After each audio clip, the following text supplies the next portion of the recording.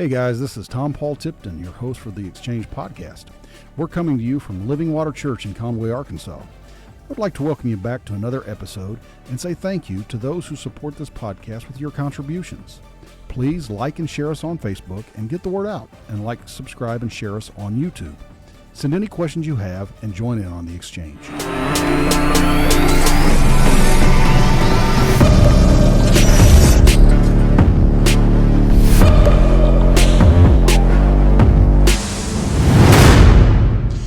I want to start off today with just saying that our prayers are with the people in Kentucky. There's flooding going on. They said that the death toll has risen. I'm not exactly sure what those numbers are. I know they're on there. I've just not been able to look through that to see. Well, actually, I take that back. Well, I don't want to say for sure, but there have been several people killed, and the governor said that the death toll is rising.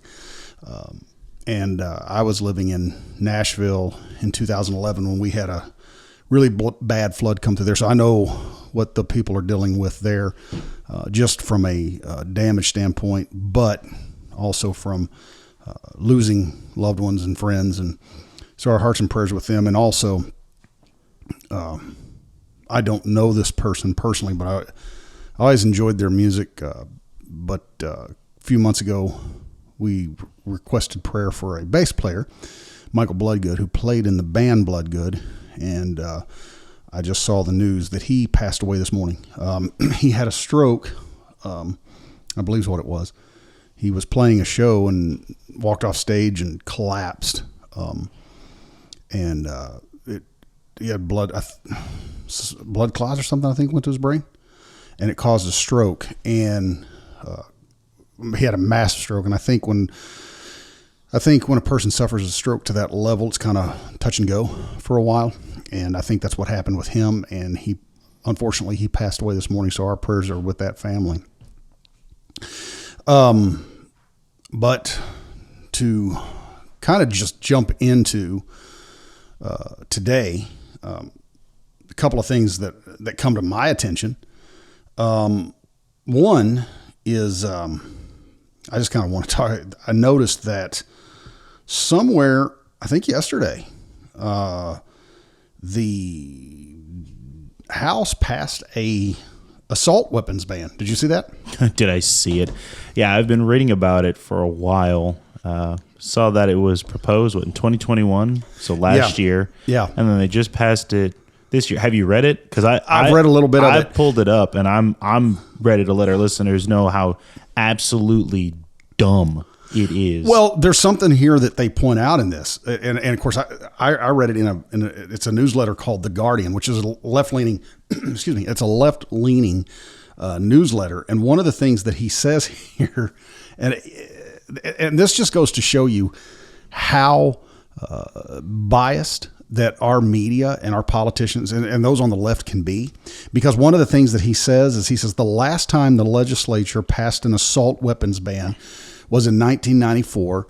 A 2019 study in the Journal of Trauma and Acute Care Surgery showed the number of mass shooting deaths declined while the law, which expired in 2004, was in effect. Now, that sounds good, except they leave a major portion of that information out. From 94 to 2004, Columbine happened in 1999. We had mass shootings prior to that, but they would be very sporadic.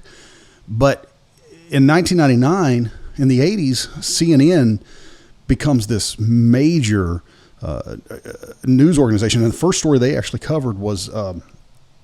I don't know. I know you wouldn't have been born for it, and I don't know if you ever read about it. Wait, born for what? When baby Jessica fell down the well. Oh, no, I was born in 94. So yeah, so I was the only good thing apparently that came out of 94. CNN comes around in the 80s, and the first thing they covered was, and this is what proved that news networks like CNN were going to work, because it was 24 hours news cycles. Yeah. And so like every hour they were covering this up to date information on baby Jessica. Yeah. And so what happened, this little girl, she's, walking along out playing, and somehow falls into this well. And she stayed in that well 2-3 days. Stayed there a long time. And so the concern was whether or not she was going to be able to get water.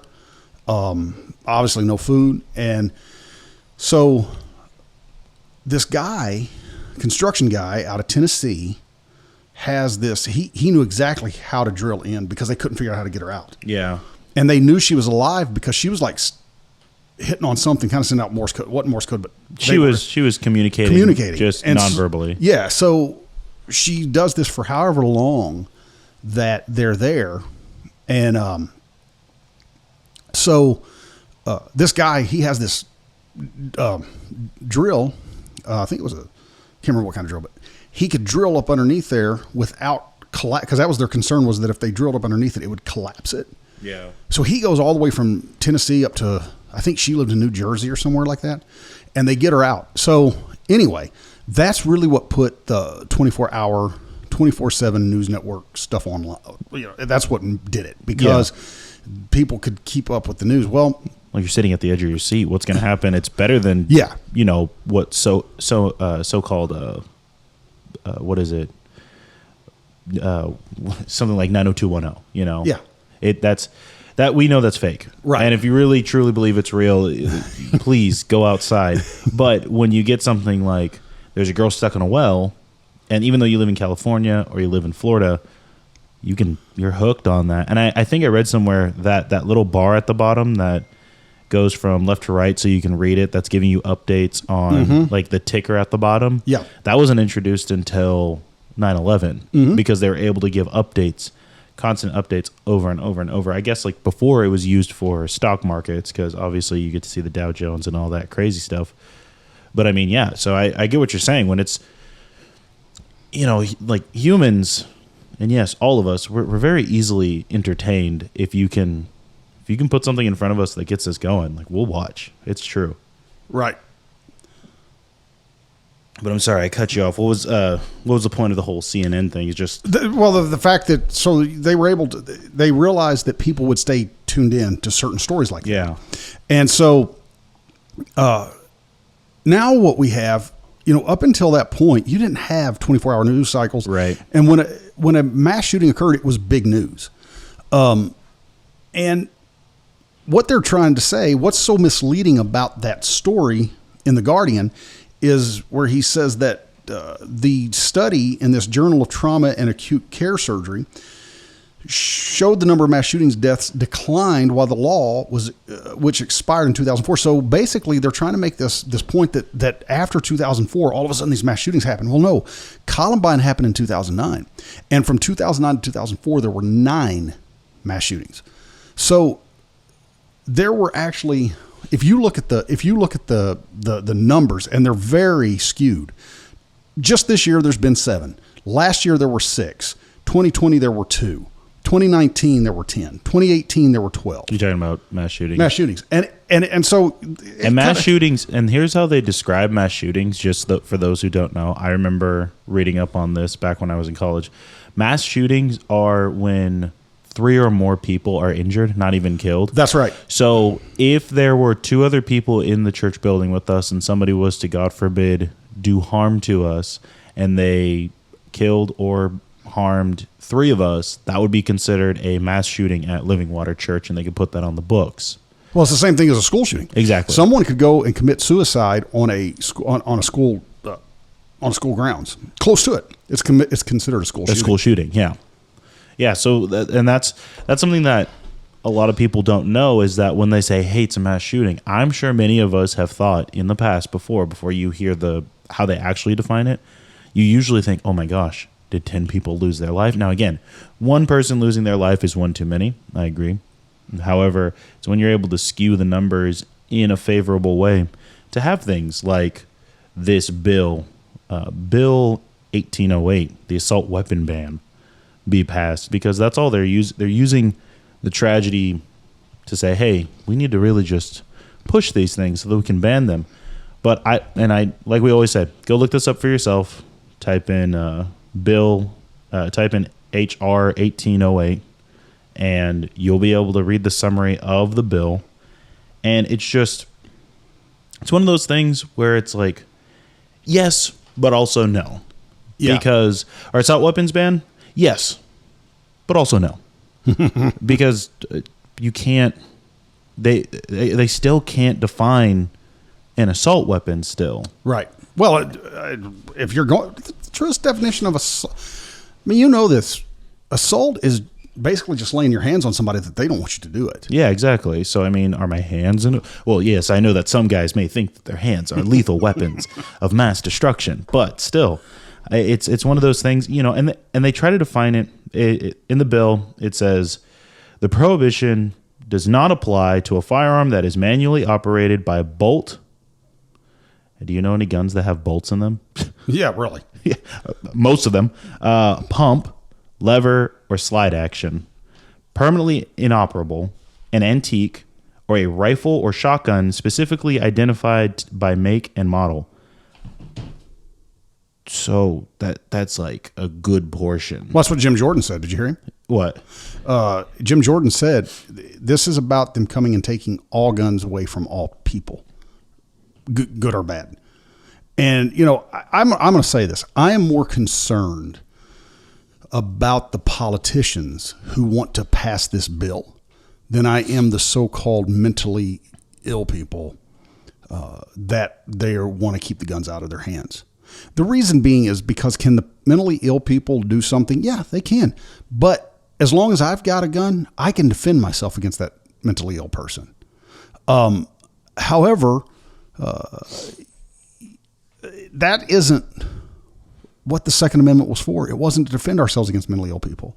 It was meant so that we can defend ourselves against a government who decides to become tyrannical. And here's the other thing. You need boots on the ground if you really want to conquer certain areas. Yeah. You know, look at what happened in the Middle East. We may have had the upper hand in technology, but Vietnam, you can hide in holes, you can hide underground, but you need boots on the ground. And I'm telling you, this isn't a call to action or anything, but think of how many people are not willing to put themselves in harm's way, right? Because they know you have a gun. And their orders are, all right, you're going in and you're taking this person's gun. And you, not being you or me, I'm just saying in general, anybody who owns a firearm, they're not going to give it up easily. I'm sure there are some who say, you know what, I'm going to listen to the government, and I trust them. If you are, you know, more power to you, which that more power is multiplied by 0, my friend. You will not find too many people looking at a house and saying, all right, I know they have not only one gun, but a gun in every room in there. I'm just going to go over there and ask for their guns. No, you're not. You're not going to just take people's guns away. You're not going to stop people from selling guns. You're not going to stop any of those things. What you should be doing is you should be asking, how do we empower the nation's families? Because what you'll find is many people who live in households where at least one parent is at home taking care of the kids, helping out, and being there for them. Those kids, majority of the time, and I say majority because there are outliers, majority of the time they come out and they're fine. They're not looking to shoot up a school. They're not looking to attack a homosexual nightclub. They're not looking to cause any harm to other people. You know, they may have their own issues, but I mean, it's usually personal. And at that point, again, the family unit can help take care of those things. So, I mean, I'm looking at all these things, and I'm looking at the last few shooters, and you can see it in their eyes. They're put on SSRIs. They're put on different antidepressants. And it's still the hardest thing for me to believe with the antidepressant, you know, situation. One of the first things they say on the commercials, you know, may cause depression. That's the thing when they list the side effects. What about the cool side effects, right? Yeah. What about the cool side effects of you may grow wings, you may become, you know, 8 feet tall and able to climb skyscrapers? I want those side effects. Okay, I want to be Spider-Man. Don't tell me that antidepressants are going to make me depressed. It's just super dumb. Well, I mean, one of the biggest ones is it says that, you know, you could end up developing diarrhea that could send you to the emergency room. And that's the one that I'm going, oh my God, I think I would just rather deal with the problem. But anyway, I was watching this documentary on, it's on Netflix. I think the name of it is Pearl Harbor, Hour by Hour. and it's a 3 or 4 show documentary. And I love those. They talked to this guy who was a Japanese pilot who flew. I mean, this guy's like in his 90s. Sharp, man. So he's a legend. Yeah. That's what you're saying. Yeah. Yeah. And sharp mind. I mean, he's not like, Lord help us, a certain commander in chief in our country who shall go unnamed, but this guy is a sharp mind. And he talks about how the leading up, how they trained for it. He talks about the leading up to, and he even talks about the things that went wrong. It's amazing how many things that went wrong that, of course, once something, as Mike Tyson always said, everyone's got a plan until they get punched in the face. 100% true. By the time you've got these pilots who, most of them had not really seen war. And so now they're attacking this naval yard, right? Hawaii was not part of the United States at that point, but this was still an attack on the U.S. So he said there was these ships, and like every one of them got in like huge trouble because when they bombed the wrong ships. They were supposed to fly over to Battleship Row, is what they called it, and bomb the battleships. And so he said what that caused is, he said it really was it took them by surprise, because the element of surprise for them was gone by the time they did this. Yeah. But they said what took them by surprise was how quickly the United States was able to get the guns on their battleships up and running and firing. And of course, it was still a huge, I mean, a lot of lives were lost. But I say that because Admiral Yamamoto, who was a Navy admiral for the Imperial Japanese Navy, he had studied here in the United States prior to the war. Really? Yeah. Interesting. And so he knew the United States. And this kind of goes back to a point that you just mentioned earlier. He's the one who famously said, we've just awakened a sleeping giant, talking about the United States.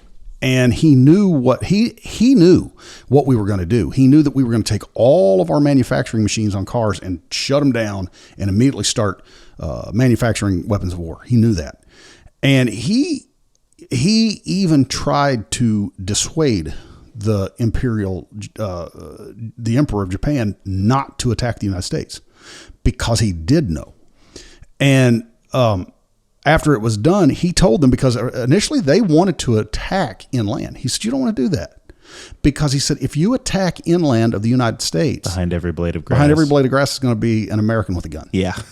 That's still one of the coldest lines in history. Because he knew, and that has always been one of it's not, when you hear people talk about, well, the guns are meant to stop aggression from a government. It's not just talking about the U.S. government. It's talking about any government. Oh, no. It's not just any government. I'm of sound body and mind that any form of groupthink that kind of tries to come over to where I'm living and disrupt what I'm doing, that's what it's telling me. I have the God-given right to defend my family. That's right. I have I had this conversation with my cousin, and he and I, we disagree on a good number of things, but what we came to the conclusion was something innate inside of us. It's almost like a masculine tendency is, I will break bread with you. I will sit down with you. I will have this nice, whatever, get together with you. As long as my own are taken care of. That's it. I will not leave my dinner table to come sit with you until I know that my dinner table is safe. I am not going to leave my home until I know that my home is safe. And that's how, and something that a lot of these things, we talked about antidepressants and whatnot. Man, talk about a destruction of that masculine tendency. Because there are a lot of people I've seen say, well, hey, if my girl's got it, then my girl's got it. And it's like, what do you mean by that? Well, if she knows how to shoot better than me, then I'll let them, take the shot. Sure, if you're hunting, I'll be honest. If Sarah was better at hunting than me, I'll go with her to keep her safe, and I'll let her take the shot. Cool, whatever, sounds good. We're partners. We can do that.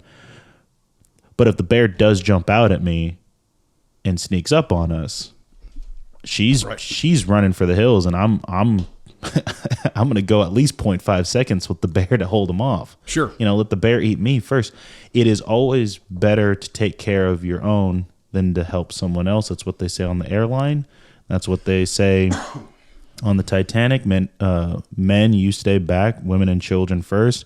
In Ukraine, all able-bodied fighting men legally must stay back to fight. And that is something that has been taken out by, you look at all these people, just feeding into, I need to take my meds. And here's the thing. If you are struggling with depression or any type of mental illness, seek help. Mm-hmm. Seek that assistance. But to just say, as soon as because I've heard people say, I'm just going to go have a doctor write me a prescription. You didn't even want to seek the help at that point. At that point, you're telling me you've given up on yourself even to go search for the help from another human being. And instead you want some professional to write off a prescription saying, yeah, you know what, here's this, mm-hmm. Go take that. And I don't think that's helping anybody. And I think it is a destructive way that has become normalized in this country, because sure, behind every blade of grass, there's a gun. Right. But here's the thing. I'm going to change it now. It's behind every blade of grass, there's a gun that's unmanned, mm-hmm. because we are losing our masculine tendency to stand up and say, I'm gonna protect my own. And what I believe is my own sure. is you, this church, the mm-hmm. flock that we are a part of, to defend them. And I would be willing to put my life on the line for you and those around us, the boys that came in for the lock-in. I gave them strict orders of, if something happens, I want all of you to run up to the attic, dial 911, and don't come down until you hear a police officer come get you or me, because I'm not going to take any crap from anybody who tries to harm anybody in this church. So I think that's been taken away a lot, because even though the Japanese may have feared us back in the day, I don't think people are taking us too seriously right now. No, that's the whole point of, that's the reason why that it's a concern right now that Taiwan is going to move, China's going to move on Taiwan. You hear what they said about Pelosi's plane? Yeah. I'm talking about them possibly shooting it down. And see, that's a threat. Is it not? It is. And here's I had just heard 45 former President Trump on radio talking earlier that morning. And he said, look, Pelosi's trip over there, he said, it's not smart or it's stupid, but either way, this is a bad decision. And he said, I don't want to say this to try to create fear, but this could start World War III. And if they were to fire on her plane, that's exactly what will happen. It will be the start of World War III, because you fire on a U.S. congressman, that has to be there has to be Senator, retribution right? for that. Senator, sorry, yeah. Well, either one. Either one, yeah. But she's no, she's closest congressman. Wait, is she? Yeah, she's congressman. Oh, I feel dumb. My bad. And but again, either way, there has to be retribution for that. That can't be done. And the fact that the threat was made, now, granted, they say, well, that wasn't the Chinese government who made the threat, but it's a threat. And, but point being, you're saying they don't take us seriously. No, they don't take us seriously. Especially when our leadership will not even acknowledge that we are in a recession. Now, that may not seem huge, but what that says to the rest of the world, the fact that what is a typical definition of a recession, they will not acknowledge. And we got a president who, he's arguing definitions. But I mean, the whole country is arguing definitions. The whole country. Well, did you see where Wikipedia had to take off? Where you can go in and you can change things on a Wikipedia page. Yeah. So they did that on. I think it's on the Wikipedia definition for recession. They took that down because it was something like 47 times in a 30-minute period, or 48 times in a 30-minute period. People had changed the definition to recession in order to fit the administration and the media's narrative. See, and here's the thing. That's the problem is, I saw this back when I was in college. People would say, well, what's your definition of this? What's your definition of that? What's your and you want to know something? They got points on me for that because I didn't know definitions of certain things, of terms. And I just believed them after they told me their definition. And what got me to stop doing that was when I said, oh, yeah, well, that's considered the R word. I don't know what's going to get us in trouble on YouTube. But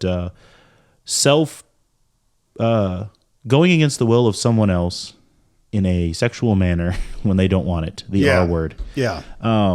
And they said, what's your definition of that? And I said, what do you mean, what's my definition of that? There is a strict in the books since for hundreds of years what that is. Yeah. What are you talking about, man? And my biggest issue is that when people, because my mind started to think, are you trying to redefine it so that you can get away with this? Well, there are people that want it defined to the point that if a guy asks a girl out, he could be considered raping her. Yeah, so that's what I'm saying is that there are people, and some will define it in a way where it's like, you are ridiculous. If a young man asks a young woman out, that's not it. That's not taking advantage of anybody. That's doing it the safe way. That's the right way. Broad daylight at the grocery store. Hey, do you want to go out? I've seen you here quite a while. And she says no, that's no. But if she says this, and then you're good to go on a date. The thing is, the way we were always raised, or the way I was always raised, of course, asking a girl out is a little bit different, because sometimes a girl wants to see how persistent you are. They want to see if you're willing to work for something you really want. I don't know, man. That's getting ridiculous nowadays. No, it is. But historically, women have always been like, okay, what they do is they kind of always throw the guy a bone. You know what I mean? It's like, well, I can't on that night. I got to wash my hair, whatever the excuse was. Yeah. And so then that would allow the guy to come back and say, okay, well, what about, this night? And I do know some people that they were just flat out told no, and they just, persistently asked until finally the person was like, no one else is being this persistent. They had a great marriage and, relationship budded. And so I personally, I've asked girls out and I've had them, like every guy, I've had them go, well, and one in particular, she initially said yes and then come back and explain to me why she couldn't, because she was apparently seeing someone else. And I was like, well, why didn't you tell me that the first time? Yeah. And and so nothing against her, because I think what she did is she initially wanted to go out. Yeah. Just to get a cup of coffee or something and kind of catch up. But then the more she got to think about it, and I respect that. Okay. I respect that. But what I'm trying to say is, I could have followed that through and been like, well, you're not married. And I know of relationships where that's happened. Yeah. Now, what I'm trying to say is, I say all that to say this. We've always been raised, no means no. No means no. So when the girl initially says no, you just stop. But the other side of that is that what they want to do is before the girl even says no, if male aggression is suspected. Yeah. Right. And there's the problem, because what they're doing is they're trying to shame people. Well, that's male aggression. Well, what am I supposed to do? I'm a guy who wants to take initiative in life. I just want to, so here's where I think what really makes it murky is how many people are involved in dates.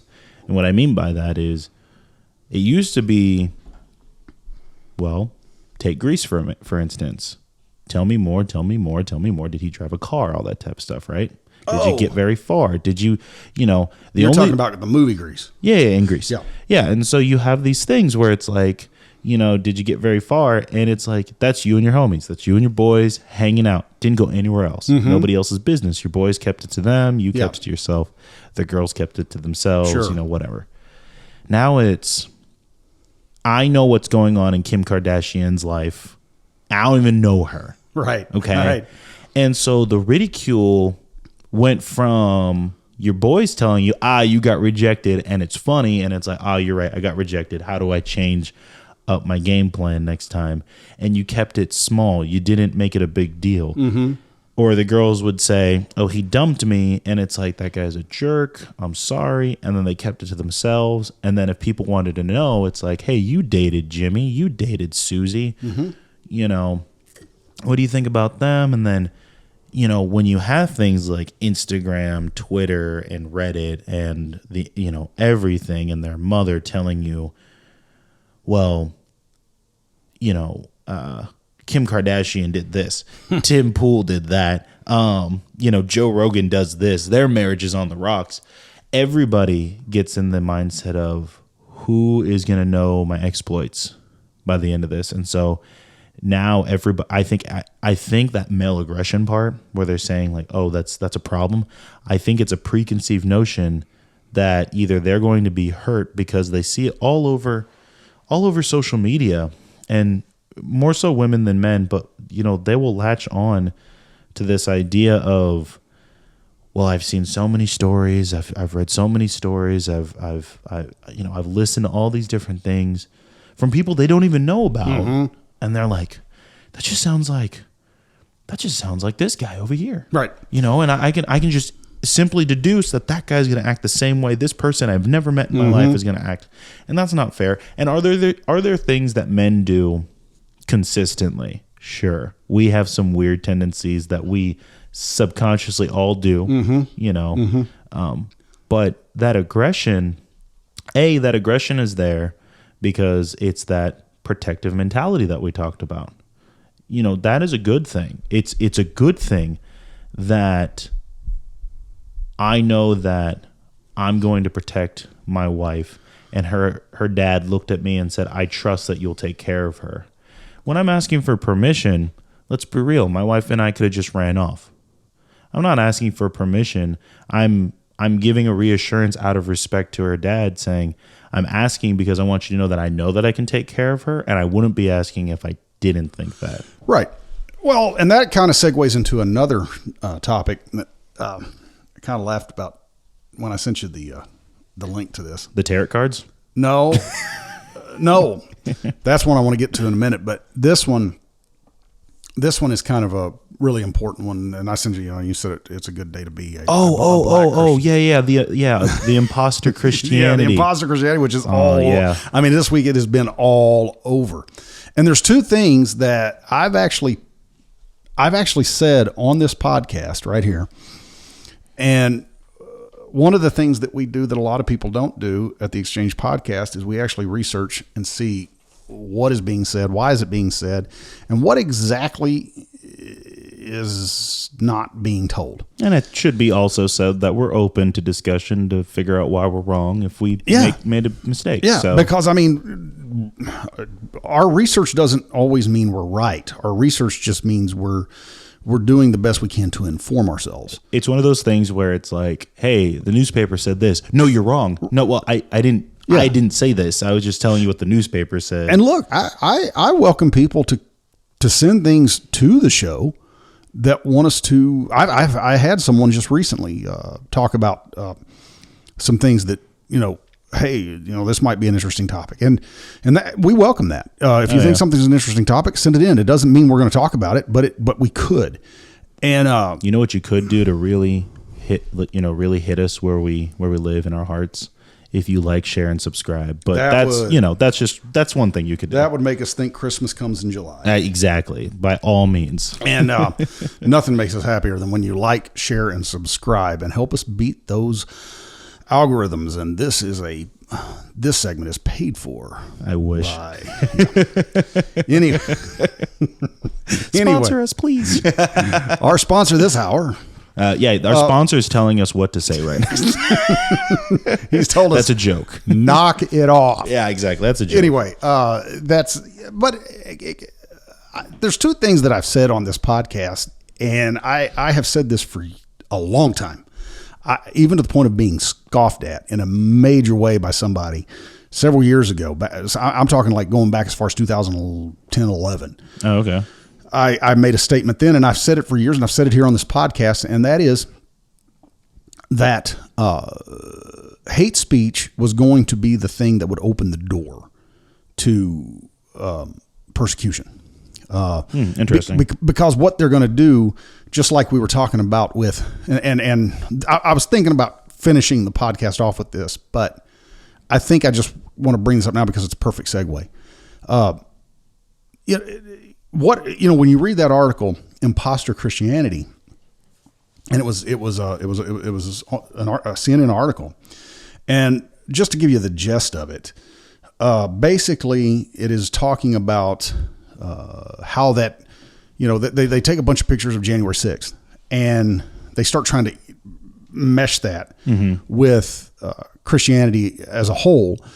And, I don't know. Have you ever seen anybody in our church come in painted blue with buffalo horns on? I haven't.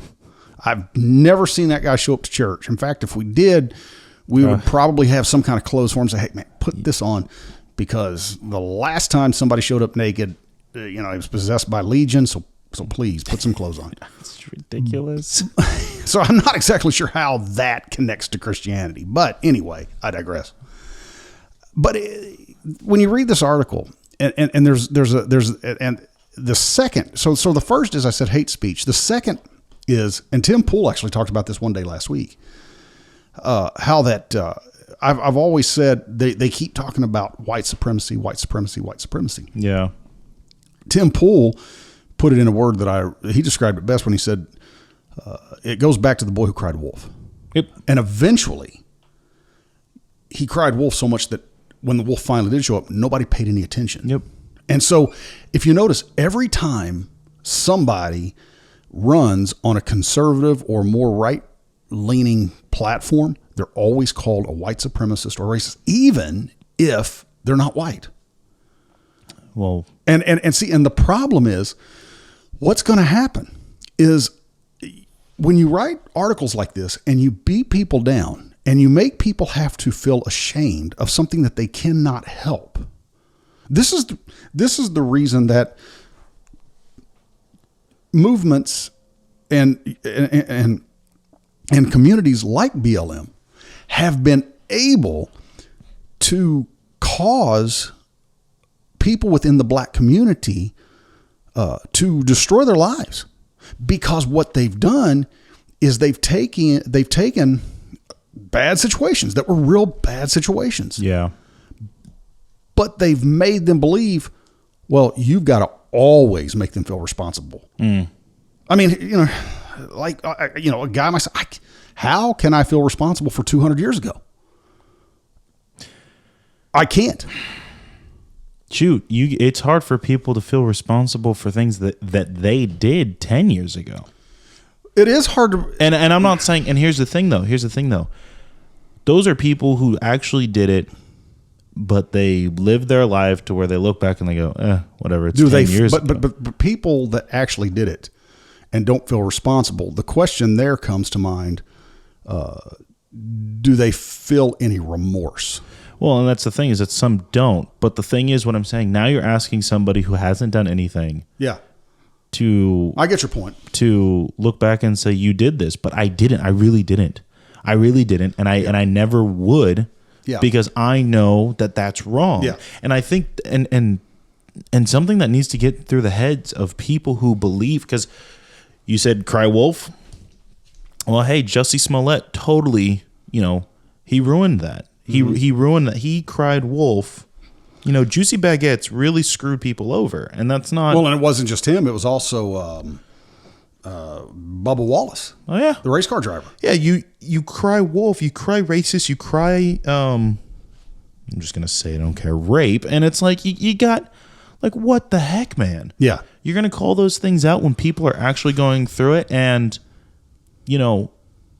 that's, here's my thing. Jussie Smollett calling and saying that racists attacked him is the same, but didn't have the same conclusion, thank goodness, is the same as when that white lady was talking about Emmett Till and got him killed. Yeah. You don't want that to happen, and yet you're perpetrating it again. And that is harmful because it was a CNN article you sent me. I'll make sure to I'll be sure to put a link to that article in the episode. But when they're saying, Christians are doing these things, listen, Thomas and I have no relation, except in name, no relation to the Westboro Baptist Church. The only thing that we have in name is that they call themselves Christians, and we call ourselves Christians.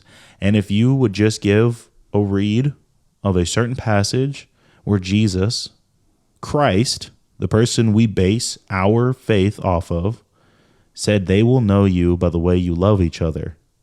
Yeah. Listen, there's no love at the Westboro Baptist Church. I could say that with so much confidence. Right. There's no love there.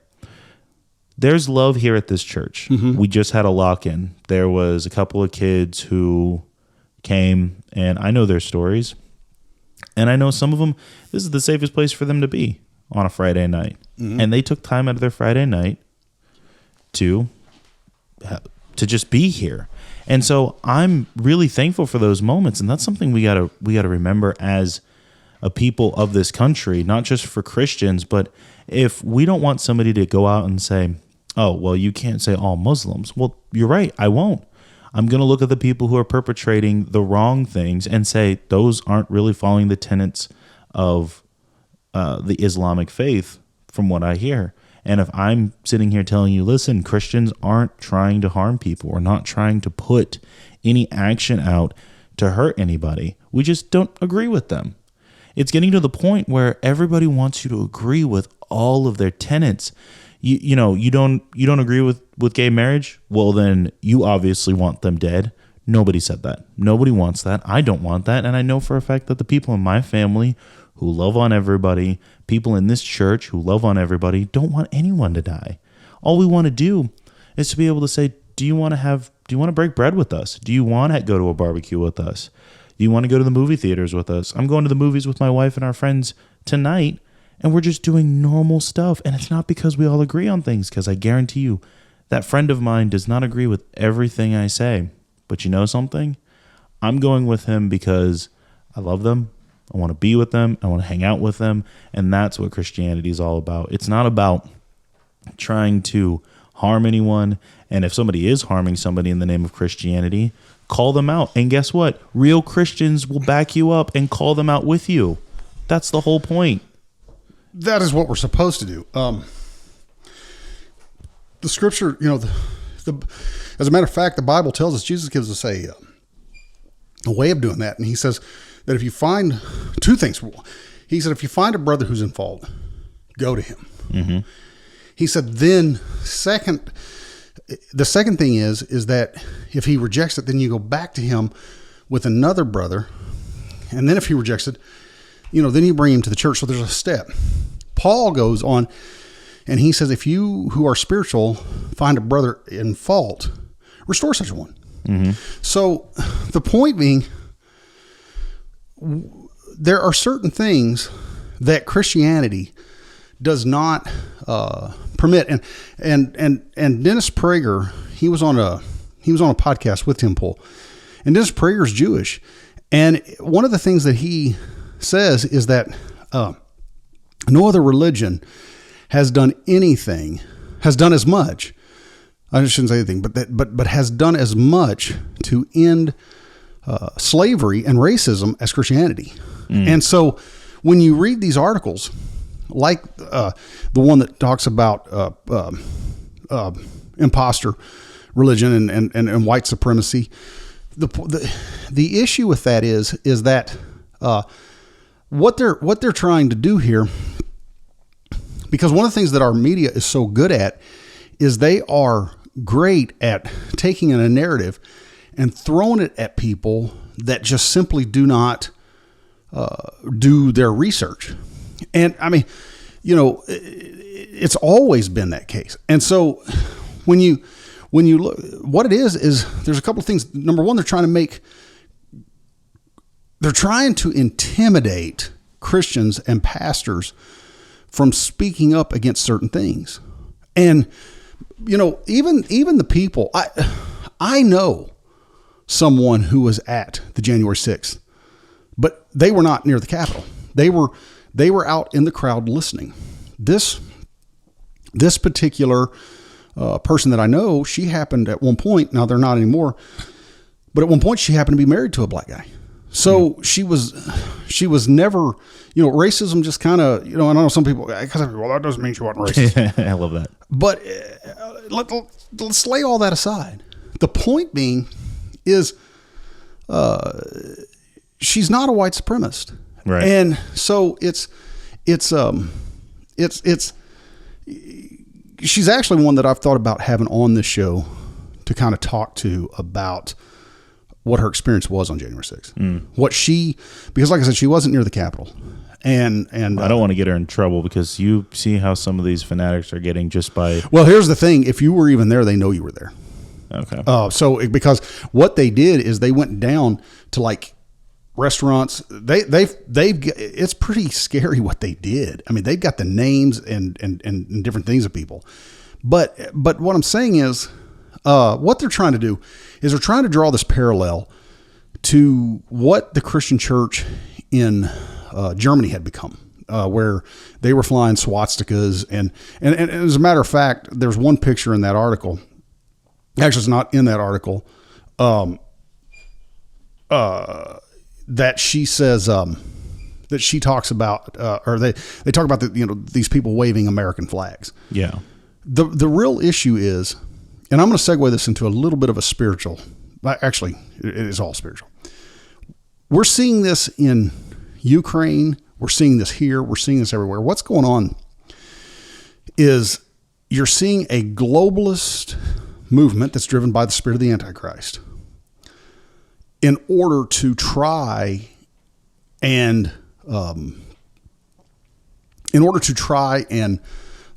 overtake people who are not a part of that. They understand they want to be. Putin's not a good guy, so this is not a defense of Putin. This is just a defense of people who, like myself, I'm not a globalist. I'm proud of this country. I'm proud that I'm from this country. Same. Do I think this country has had its problems? Yeah, I do. But I also know that we are not the same country that we were 200 years ago or 150 years ago. In some ways we're better. Some ways we're worse. Yeah. But we're still not the same country, and we do try to do better. But I also know that trying to shame people for a skin color is not the way to go about it. If we didn't learn that during the slavery and during the Jim Crow era, then I'm almost at a point where there's almost no hope for some people. But I do know that Christ is our hope. And so in this situation, what these guys are doing is they're setting up a narrative because people will read this. And I know that our State Department is sending, basically, for lack of better words, missionaries to certain countries to teach them atheism. That is the antithesis. See, that's really what they hate about this country. They don't hate this country because we are a country that was founded on racism. They hate this country because deep down, when you read that article, one of the things they point out, or one of the things they say, is that I believe it was in 1787 or 88, that our founding fathers had stated that America had never been a Christian nation. Well, that isn't what our founding fathers said. Our founding fathers said our government was not a Christian government, but the people in the country are. And the nation is founded on Judeo-Christian principles, and the country is run by the people. Yep. So the point being is they are setting a narrative, and you got to talk to your friends. You got to educate yourself on this, because what's going on here is they are trying to set a trend in order to have a backlash against religion, because it is a atheistic, it is a satanic, and this is not the satanic panic, but it is a satanic attack that is trying to bring persecution and bring, I'll just say it, severe persecution against the church. You know what? I sit there and I think, because again, I'm on TikTok. Make fun of me all you will.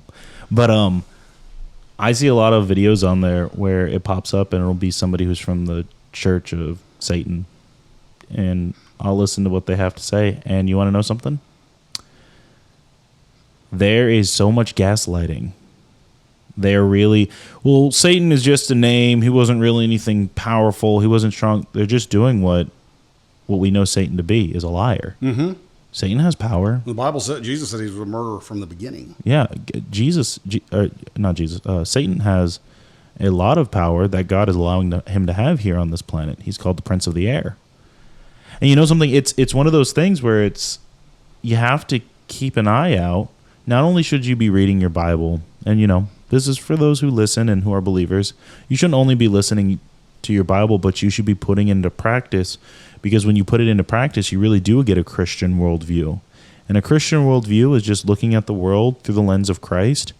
And how many times did we see Jesus plain and simply say, "Be gone, Satan, get out of here. You will not, this spirit is not of God, it's of the enemy." Mm-hmm. And so one of the things I would say is that if they're going out of their way to call it a white Christian revolt, that's just as bad as when everybody got on the same notion that every Muslim was trying to kill America when 9/11 happened. And that's not cool. I take a firm stance of, I'm not going to say that every Muslim is anti-America. And in some cases, right, they're so pro-America, No, I actually had a boss back in Nashville. Of course, he was from Kurdistan. He was Kurdish, and he loved this country. Yeah, and so for anyone to say, "Oh, those white Christians, they're out to get us," that is a panic that they're trying to instill into this country, and that's not true. It's just not true. But here's the thing. Look, we had laughs. I'm going to be posting you said it was Kentucky, right? Yeah. I didn't even know that happened. Like, when it must have happened, like, recently with the rain. just this last week. Mm-hmm. Yeah, the rain that we had. Yeah. There is one other thing I want to get to, though. Okay. And I had sent the article, and this kind of goes along with what we were talking about last week, and we're going over a little bit this week. Okay. But it is the cat JaVaughn. The tarot cards. I just kind of want to bring that up because I sent this to somebody, and one of the questions they asked me, and I think it's true. He said, "I wonder how many of her friends are going to abandon her now." Oh, a ton. And she does not claim Christianity, but I'm waiting for all the satanic panic paranoias out there. And I get it. That was a real thing back in the 70s and 80s. I get it. They even wanted to blame the satanic panic for the West Memphis 3. I think that was just a mixture of lazy police work. That's what I think that was. And I think the church got thrown under the bus over that. But I want to get back on this. So this woman, she's a celebrity tattoo artist, and she's a star of TLC's LA Inc. Oh, yeah. And she announced last week on her Instagram that she's getting rid of all of anything that has to do with the occult, tarot cards, anything of that nature. And she goes on to say that she just wants to surround her family with love and light.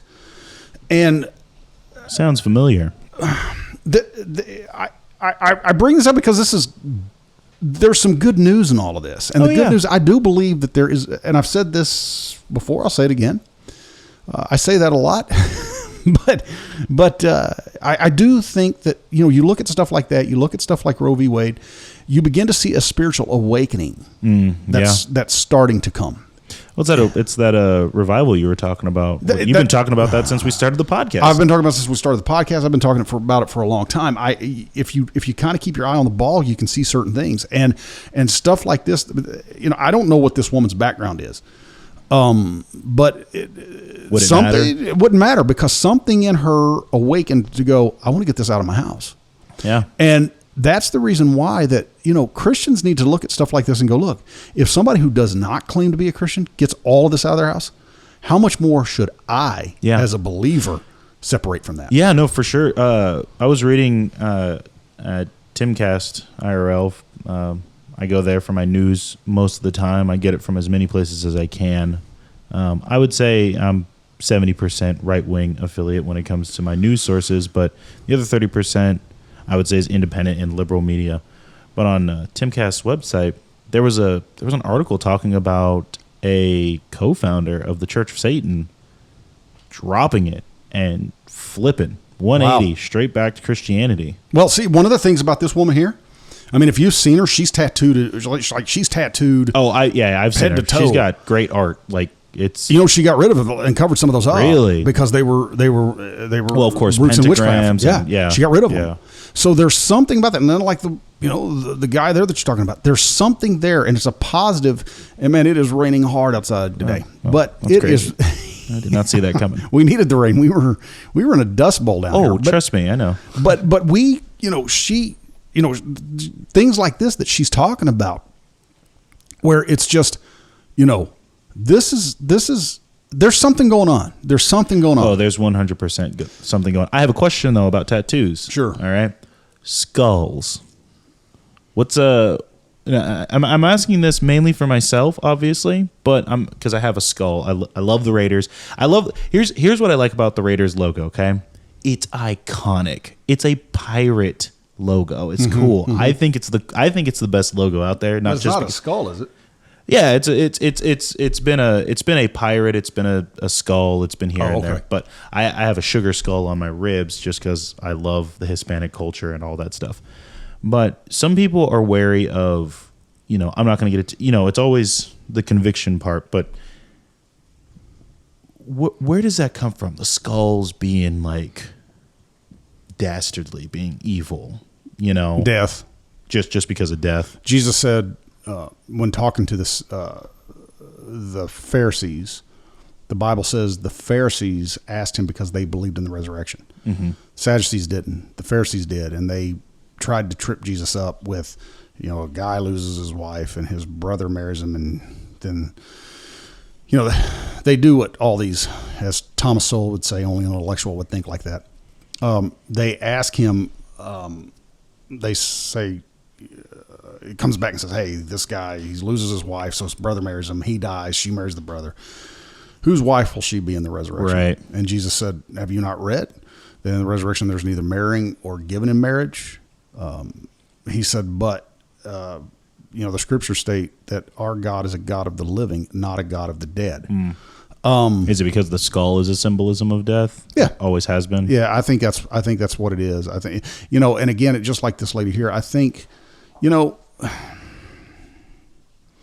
I believe that there are things we can do if we're not careful. Yeah. And a lot of it has to do with the attitude we do it in. Yeah. If we're not careful, we can open ourselves up to things spiritually that we don't bargain for. For sure. And that's what this woman's finding out. Now, hopefully a Bible-believing Christian can talk to her, and maybe they are.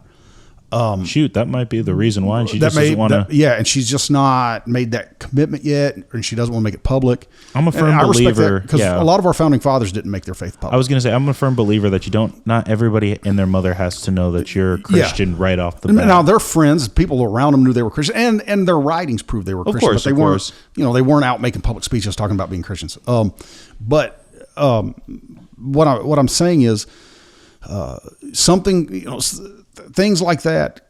You have to look at a person like that and go, how does a person who, as far as any of us know, have never lived a life of Christianity, all of a sudden just go, I don't want anything to do with that anymore.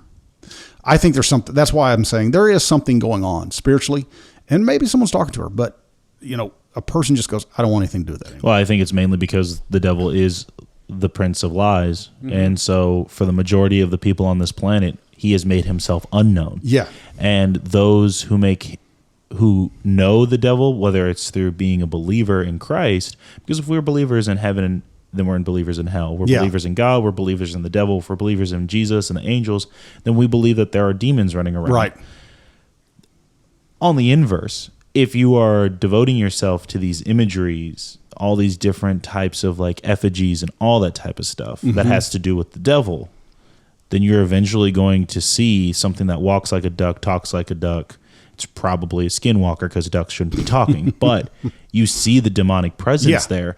And so those people who are in the middle who don't see anything, that's where you get the people who, it's sad, but because they don't know what's going on and they're blind to it, a person who doesn't accept Jesus into their life and believe in him, they're they are destined for damnation, Right. unfortunately. Yeah. And, there is no fence sitting with God. And so that's something that may have a switch flipped, where it's like, oh, this is dark. Yeah. Darker than I thought. Because something that one of my best man said back when we were in high school, he said, I was hanging out with a group of people and they were saying, why wouldn't I want to go to hell? There's a whole bunch of people like Charles Manson and Hitler, like they're all partying down there. And my buddy, not a Christian, he said, he told me, he stood up to them and said, do you understand what hell is? Yeah. It's not a party. It's not a fun time. It is something that is so dark that our brains can't even comprehend it right now. And the last party that Hitler and Manson attended didn't end too well. Not at all. So to finish up, because I think this was a great exchange. We've been trying to keep it under 50 minutes. We're at an hour now, and I think the conversation has been great. We've had some laughs. We talked about things. Like I said, I'm going to find something to help any church in Kentucky that may need something. Yeah. I'll probably post it to our page just so people can help out if they want to help out. Yeah, and we can probably just put up some. We'll check out different groups there. Something and affiliated just to with contribute in general. Something from the Pentecostal church that'll help us find things. Right. Not saying we're only going to help Pentecostal church, but just Pentecostal for life. But just some kind of a group, something to help out. Before we end, I think it was a great exchange. I had a great time talking about these things. I learned a few things. I want to leave it with breaking news that President Biden has tested positive for COVID again. So, again. So pray for our president. Pray for this country. And don't believe the government. Believe in the people in the government.